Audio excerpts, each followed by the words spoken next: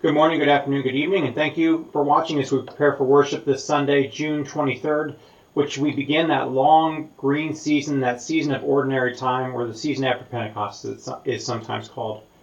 And we begin going back into the story of Jesus, following Jesus as we move through Luke's Gospel, and we come across the wrong side of the lake of the Sea of Galilee, and we end up in the land of the Gerasenes, and Jesus immediately encounters a man who is possessed not by one, but by many demons. Now, before we can even enter the story, I think as modern people, demon possession is just not something that we see all that often, except in movies. And while I think it's useful to follow C.S. Lewis's advice to where when it comes to this type of thing, I neither disbelieve in them, nor do I exercise an unhealthy interest in them.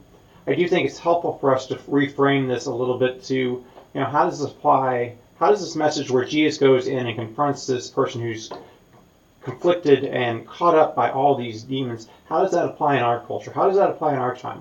How does Jesus' victory here or conquering here, how does that apply to us? And I do think there are a lot of things that go on to possess us, that take up all of our time, all of our love, all of our attention. Some of these are unhealthy things like addictions. Others are times where things that are healthy in and of themselves begin to occupy too big of a space. And they take us away from God. They can take us away from our community. They can take us away from those who we love. It can be things like addictions, or it can be things like our electronics or our cell phones. It can be things that we are a part of, that we want to be a part of, and there can be things that we are a part of that we feel like we have no choice to be a part of, and they can become things that we feel like we are chained to.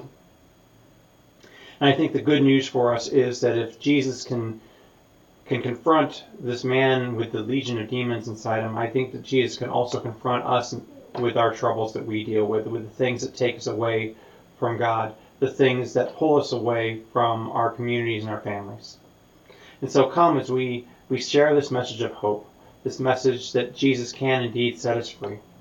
So we worship on Sundays at 8:30 with our traditional service and at 11 o'clock with our celebration service. Thank you for watching, and I hope to see you there this weekend.